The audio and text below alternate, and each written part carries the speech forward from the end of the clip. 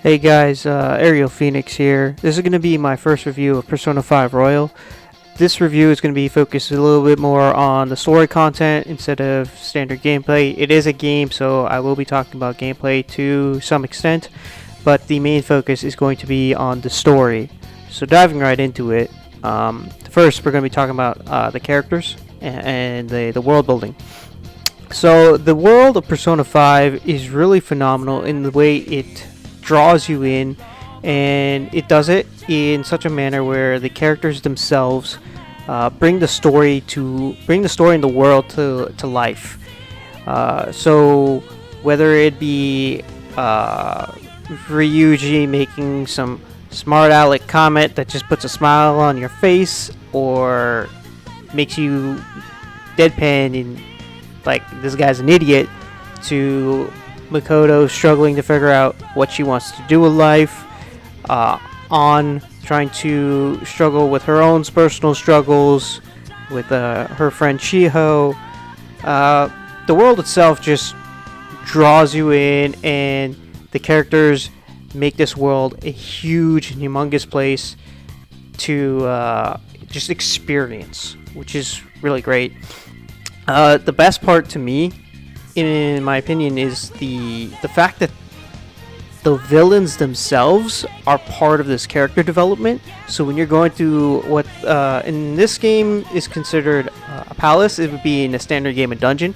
So when you're going through these palaces, the character development is all centered around the villains, and that brings the world to life in a way that you just wouldn't experience as much in your standard RPG, and it makes the world makes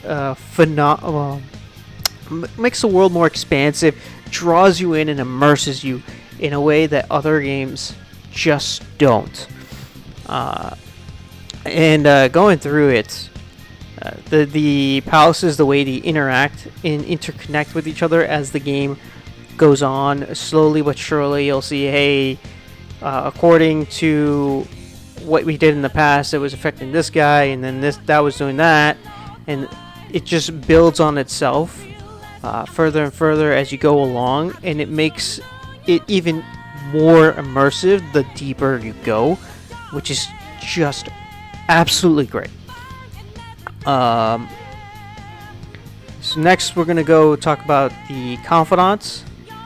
So when you're not doing palaces, and you're doing the not a palace run per se, when you're doing the more social side of the gameplay, building up your bonds with your teammates, there's also these confidants that you can build bonds with that are not essentially part of your team. They're more like side characters.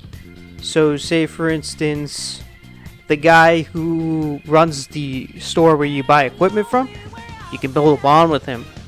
And that's what in this game would be considered a confidant. By leveling up these confidants, you get extra abilities or discounts or what have you. It depends on which confidant you're running. And they're based on your persona's arcana.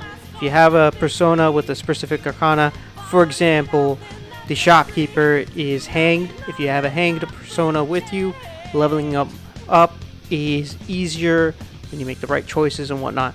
But going through these confidant stories further expands on the world itself, building it, making it even more expansive than just your party and the palaces, which is already good enough, to be honest.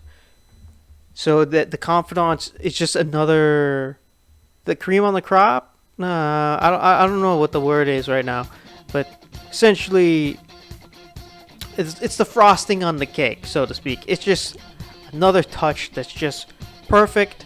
Doesn't need it, but it makes it a lot better. Yeah, so the confidants just really expand the world. But leveling them up does take some time, and it's a little grindy. When you're focusing one down, it's usually not too bad, especially when your social stats are high enough. So going on into gameplay here. The Social gameplay I've already talked about a little bit. Leveling up social stats so you can work on confidants is a little tedious, but it gives you something to do when you're not in the palace running battles or working a confidant down. In some cases, you're barred from completing confidants unless your social stats is at a certain level.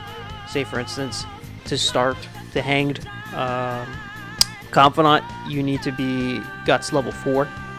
So that's something to keep an eye on when you're working through them. The actual palace runs is really fun. They're a little on the long side, but that's fine. Each palace should take a couple hours. Say 2 or 3, maybe 4. Just solid, just playing at it, or you can split it up in a couple days in the in-game, like couple days, which will lessen each run down. And there's a lot to explore in the palace. Going into combat, the turn-based combat in itself is actually pretty solid and fun. Finding out each individual weakness of your enemy opponents is a little grindy and tiresome sometimes, especially since there's so many different elements. It's not your standard fire, water, earth, and wind or whatever. It's fire, water, earth, wind, curse, bless, nuclear, psychic, physical, and gun, if I remember it all correctly. So there's a lot of different weaknesses that could come into play, so just experimenting with each new persona that you're fighting can be a little tiresome, especially when you keep encountering new enemies. But the way it's run, once you figure out these weaknesses, is very satisfying when you're doing baton passes, powering your guys up, switching the main characters, the protagonist persona around so you can target these weaknesses, figuring out which ones you want to target, which ones you want to capture. I had some gameplay earlier of me talking to a persona, trying to capture it. So going on to the Royal content added into the game for the Royal expansion. They added a lot of new mechanics into dungeon palace runs. They added 3 new confidants, a new palace at the end of the game, some extra story after you beat the base game, which is solid stuff here. The mechanics and the confidants really kind of add a lot of stuff to the game itself. It makes it a lot more fun, more engaging. For example, the will seeds that they added, there's like 3 will seeds per palace now, and hunting these will seeds down is another thing to do when you're doing these palace runs. It gives you something to search for. They're hidden away. Gotta do some extra like little puzzle here or there to figure out how to get to these things. Lots of fun. The new mechanic with the grapple hooks, add some new stuff, which is really cool to see.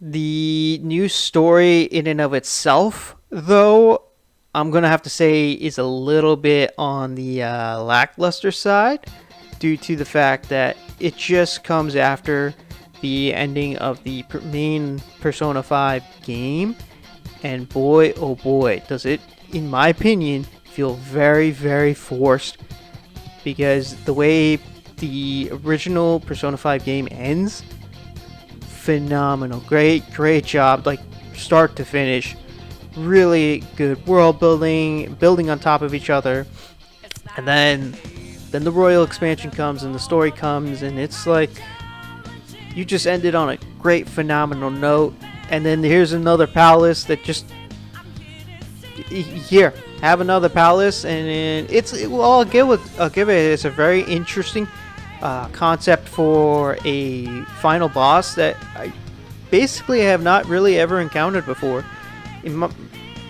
I'm trying to say this without spoiling anything, but it essentially comes down to the final boss of the expansion is someone who's trying to help you versus one of those guys who's trying to put you down. So it's a very unique palace and style of boss and character building around that, but it still feels a little forced after that final really good ending of the base game of P5. Now going on to whether you guys should buy this game, get the original, get the Royal Edition, or not. Don't touch this. In my humble opinion, the game is a low-key masterpiece. The soundtrack, the story, the gameplay, everything here works together really, really well. I had a really fun time going through it, especially in the later half of the original Persona 5 game. I have the entire game from start to finish. My entire 97-hour, 47-minute run from start to finish is on my channel. You can watch it. Go ahead and check that out if you want. Now that does lead into the next topic I want to talk about, the length. This game is a very, very long game. The base game of Persona 5 is 80 plus hours, and Persona 5 Royal only adds more content on top of that. I paid for the Ultimate Edition, so I had a base Persona that I was like level 90 something right from the get-go, which I used and abused in my gameplay to just speed things up, because I've already beaten the base Persona 5 game. I had a lot of fun, but here I was, going through it again, so just didn't want to deal with all of that grind again. So going into this game, guys, please be aware, it is a very long game. It is 80 plus hours, it's a very main concern if you're getting into this game. Besides that, if you guys can handle that length of a game, 100% get the Royal Edition. The new palace may not be much, but it is more content to just sit there, enjoy, and have fun with. The new story may be a little bit forced, but it's still not lackluster, so it's not bad. And it's just fun. If you cannot handle these long games, do not try to buy this game. This game is so long that it just pulls people away. If you can handle that long epic story, 100% dabble into this game. Set the difficulty on the low side if you don't want to struggle. If you want a challenge, go ahead and increase the difficulty. But if you cannot handle these long stories, do not have the time to commit, I don't recommend getting into this game. On that note, please leave a comment, like, and subscribe, and we can have a healthy discussion with any comments that you guys leave behind. Have a good one.